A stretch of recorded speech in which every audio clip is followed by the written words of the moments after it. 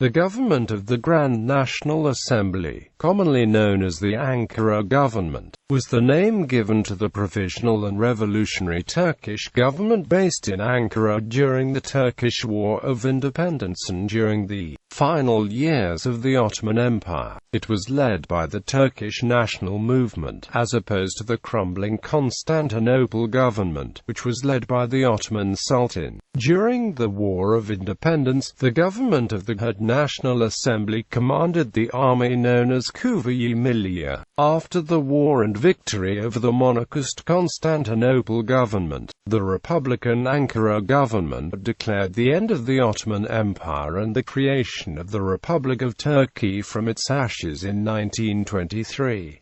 The Grand National Assembly is today the parliamentary body of Turkey. Background: at the time the Ankara government was proclaimed, there existed another Turkish government in the Allied-occupied Constantinople, namely the Imperial Ottoman Government, often known as the Constantinople Government. Once the Grand National Assembly was established, on the 23rd of April 1920, without rejecting at first the legitimacy of the Ottoman Sultanate, the new parliament in Ankara formed its own government within the assembly. The ministers were called vekil instead of the conventional nazir, to keep with the provisional nature of the government. The Ankara government was founded to represent Turkey because of the fact that the de jure capital, Constantinople, was under occupation. President of the GNA and later of the Republic of Turkey was Mustafa Kemal. Once the Armistice of Mudanya was signed, replacing the armistices of Mondros and ending the Turkish War of Independence,